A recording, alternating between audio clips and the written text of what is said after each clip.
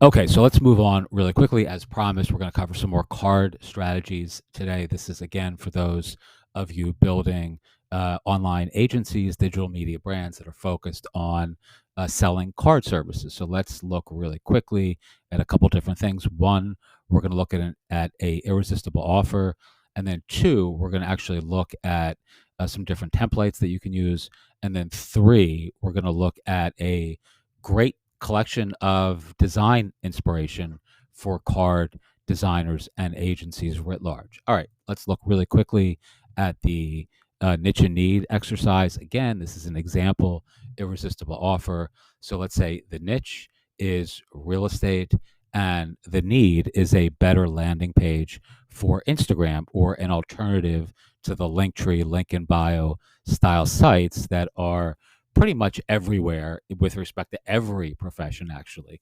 This is largely what most folks are using, and it's a mistake, right? I mean, if you're building your brand on somebody else's land, if you're using Linktree rather than your own domain, you're making a mistake. That's an empirical statement of truth. That's not something you need to be very persuasive about. You're sending your traffic to somebody else's business, even though you have a profile on their platform. All right, so let's say the irresistible offer is something like a card landing page that's $100, and that's ridiculously inexpensive. It's irresistible from a price standpoint, but it also gives you this whole slew of back end offers, right? So all you would need to do is create a single template.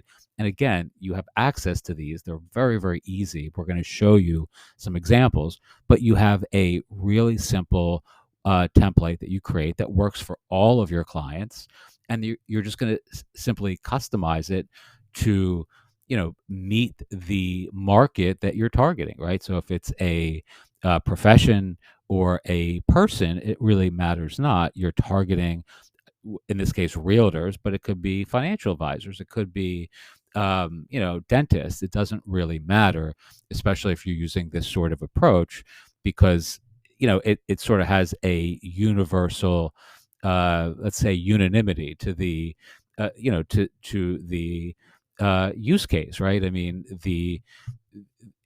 anybody who wants a single page newsletter style alternative to their Linktree page, it doesn't matter if the face in that header is a real estate agent or a financial advisor. There's just a universality to the application of that idea.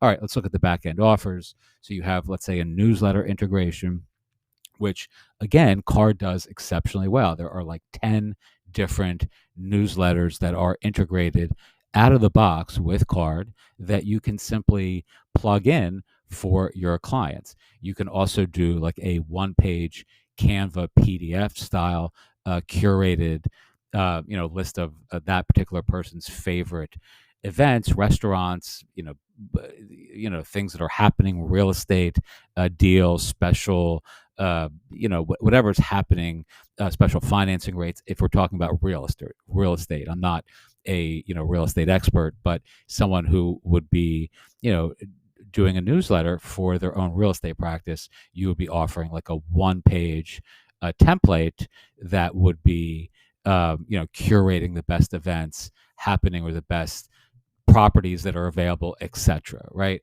And then this is the piece that you have to switch out: matching review, curated digital version, same content, but it's just monthly, right? Can't use review anymore because, as many of us know, when Twitter bought, when Elon Musk, excuse me, bought Twitter, the review newsletter platform was sunsetted. But now you can use ConvertKit, Mailchimp, MailerLite, Sendly, Sendy, all those sorts of services. You can also use something like Flowdesk. It doesn't really matter. You can just build in that offer around whatever the newsletter platform of your choosing is, or again, your client's choosing. It may be, in some cases, if you're dealing with real estate agents, they already have a newsletter service that they pay for, but they don't really use, right? They're not, I mean, most folks, in my experience, like 90, I don't know, 5% of the professionals in local communities who have newsletters aren't really making good use of them. I mean, I have like enterprise level access to people in my orbit who like work for big companies, and they have newsletters for that they manage for the companies, and they're shitty. I mean, they just do a terrible job. And like, you can really do amazing things with this sort of back end offer if you're good at writing and you like sending emails, and you can really kind of brand and automate your clients newsletter campaigns by dint of starting with this low end offer and then building in this higher end offer, right? So tons of affiliate opportunities there as well. Let's say they don't have a newsletter and they want to have a newsletter, and you can sign them up for ConvertKit, for any of those sorts of services that are ethical, transparent, and make a commission for every single sale that you make. All right. And again, this is something that's a continuity offer. It's not a this is not like a one-time thing. If you're doing newsletter management for a bunch of real estate agents, guess what? That's a really lucrative,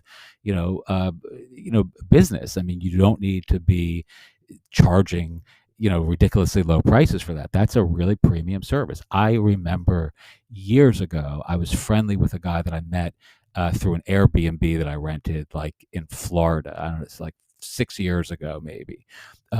And this dude, all he did, I mean, he didn't work. Like, he just spent he worked, but he spent his days managing nonprofit newsletters in the town in Florida that um, that I met him. And this is all he did, was he would just stand around and just send these newsletters out for these various like nonprofits who had hired him to manage their newsletter campaign. So he would send out, like, on a Tuesday one nonprofit, on a Wednesday another, and that was his whole entire day, would be like 2 hours worth of just kind of goofing around, sending these pretty bad newsletters. They weren't great. I wasn't going to tell him that, but from the standpoint of what I do and other folks like us who are content creators, email marketers, etc.